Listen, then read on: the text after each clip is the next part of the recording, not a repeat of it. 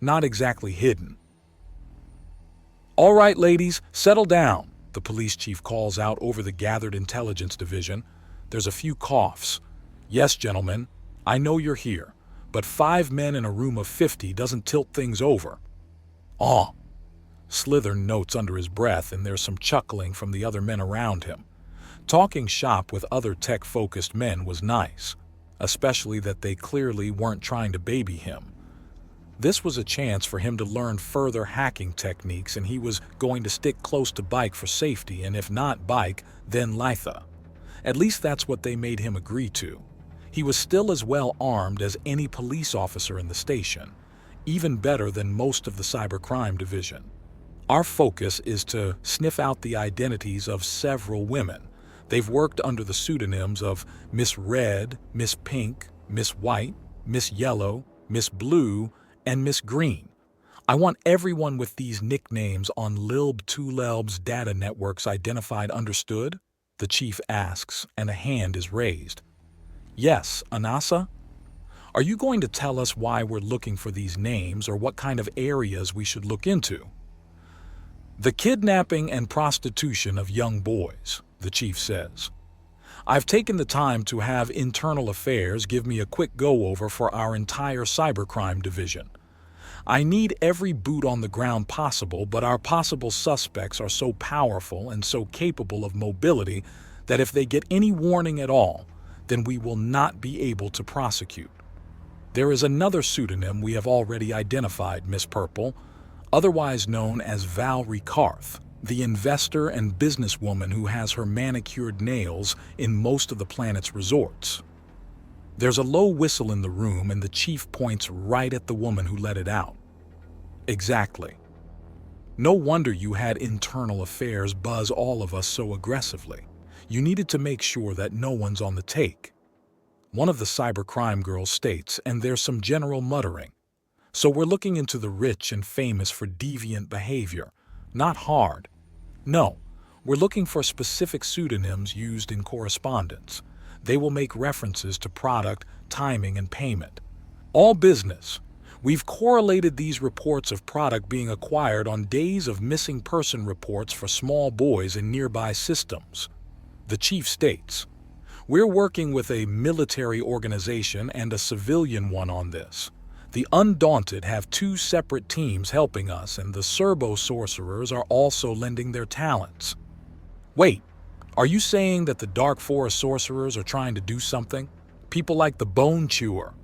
one of the Apuk officers asks.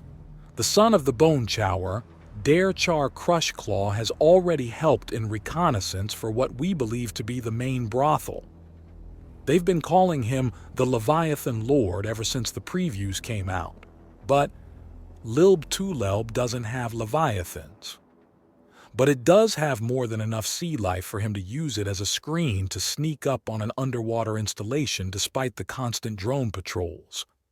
Bike calls out, and the room turns to him. He holds up a hand in greeting. "Hello, I am Drake Engel, Communications Officer and Combat Technician for the Chainbreaker Division of the Undaunted." "Are you from the Meccan Reach?" one of the girls asks. 9, however, the primary language of the Meccan Reach is phonetically very similar to my native language of German. Bike replies, letting his accent play out with a grin. It's also similar to Morvish, Aquilin, Technical Xarsh, and Treble Tongue. More as well, but those are the ones I know," the chief states before clearing her throat. "Back on topic, though. This is top priority. We've been getting sniffs and hints of a pedophile ring operating on our beautiful world, and so far have failed to actually get anything more than hints and rumors. This is our chance to nail these sickos. I want no leaks. I want results. Find these hidden women and we can and will break them for their disgusting crimes." There's a lot of muttering around the room, and both Bike and Slithern are poked at the same time by the same person who's sitting to their right. It's a rabbi's man. He has lop ears that hang back, and he gives them both a considerate look.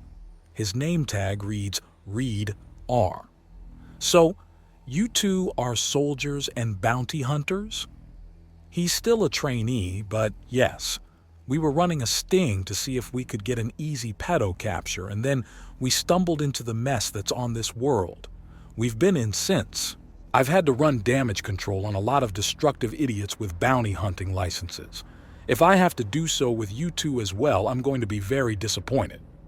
Officer Reed states, "This is the planning and scouting stage.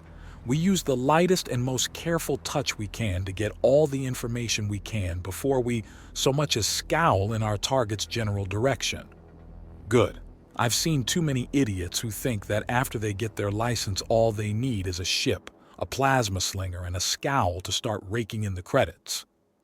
I have over 10 weapons on me and I consider myself lightly armed.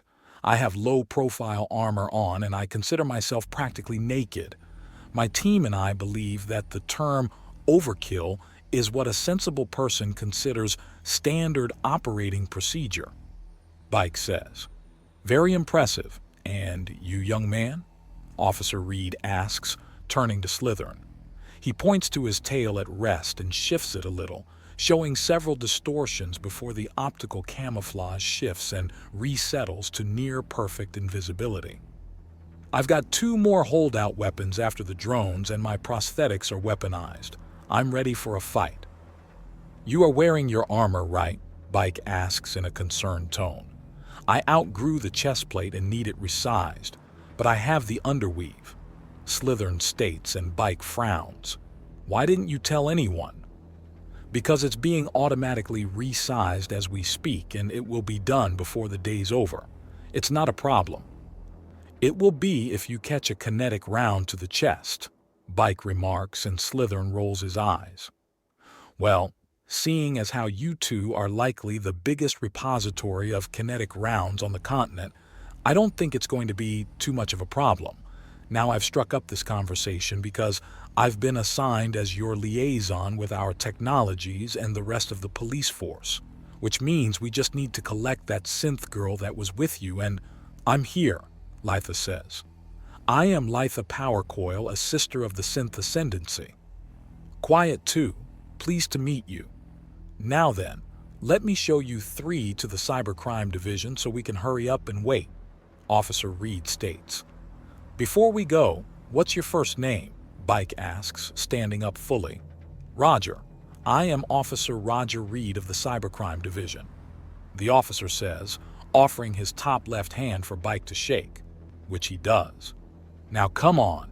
I'd rather get us to where we need to be before the great mass makes its exodus." "Good point. We don't want people stumbling onto tails after all."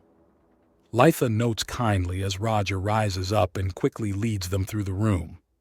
"Now, I've heard but not confirmed rumors of humans drinking in absolutely absurd amounts of stimulants and toxins and barely feeling a thing from either, so I'm afraid that the drinks around the office are going to be a little tame. Don't worry. I make extensive use of expanded space techniques.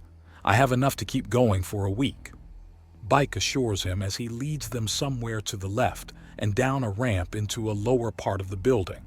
The large doors are there to accommodate races as big as a Canador or Lydris if they need to, and swing open with ease.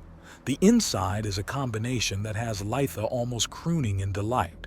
Elegantly covered wood paneling and soft carpets divide large cubicles where enormously powerful machines sift through a huge amount of data.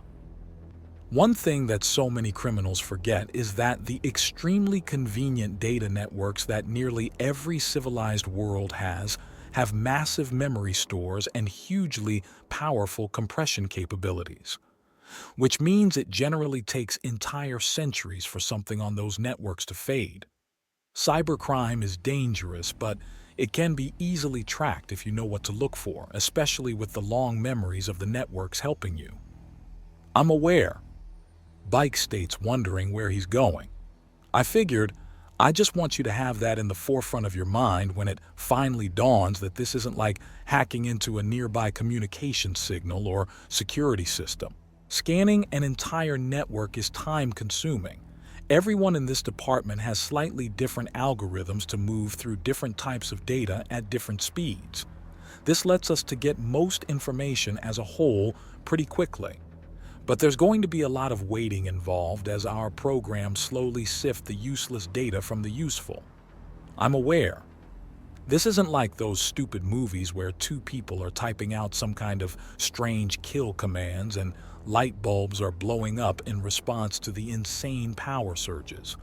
This is slow, this is methodical, and when we hit a speed bump, the most practical thing is to call their HR and spin a story about how the boss is going to kill you if you don't get your access back, Bike says with a chuckle. Physical access is better. If you can get into someone's server room, you own it. Slytherin adds, no, you can do it from a console. Just have an OS on a data chit, turn it off then on again and force it to boot up from the chit. Then run a few programs to give you the password and you have complete administrative access. Letha adds in and Roger nods. All good options. All of them work and all of them are useful. Thankfully, as a legal authority, we can simply request files, and 9 times out of 10 we get them. It just takes a while to sort through all the data, even with search functions, Roger says as he leads them into a large work area. Anyways, these 4 cubicles are unused at the moment, so if you have your own search algorithms to add to what we have now, then please plug them in. Every bit helps. The group separates at that time and go into an empty cubicle, each as Roger watches. All right, if anyone needs me, I'm 5 down and on the left. Soon enough, the computer cores are all humming and churning away through data. And while each core is powerful enough to effectively host and maintain a more primitive planetary network, the sheer size, scope, and variety in the one surrounding Lilbtulel is frankly enormous. What's a supercomputer one year is barely more than a brick with lights on it the next. The first part is always the annoying part, so they all plug in their best search algorithms, and the engine-sized blocks of microchips and crystal processors get to work. All right, we have on average 50,000 matches for each of our pseudonyms from wildly different sources and network provider addresses. That's a huge first step, but we need to narrow it further. Correlate these hits together, see if we're getting the same person dinged multiple times. The head of the cybercrime division states after an entire day of combing through the data network in over 50 different ways simultaneously. Slytherin says, before taking a breath. I think we should search again. The room turns to him. He knew it would happen, but he soldiers on. We only searched in galactic trade. We need to hook translation algorithms in too. Otherwise, if there are parts of this organization that use another language in its primary dealings, then we'll just miss it. White can be pronounced in so many different ways that if you switch the languages, it's translating into fast enough, then this entire explanation could be interpreted as nothing more than me saying white over and over again. By that logic, no matter what we search, we'll find it everywhere. Which is why we make sure to use Miss White and not just white. One word can be found in almost any sound collection, but 2 words with meaningful context. That is a very specific pattern in every language. But we need to search again. We're missing something. I know we are. Is there some kind of information you have that we don't? No, but not too long ago there was a brutal axiom effect that covered an entire planet.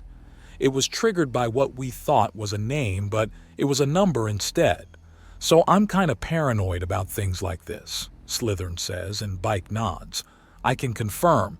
It got me good, and I'm willing to be careful before I'm bleeding from the eyes again, Bike says.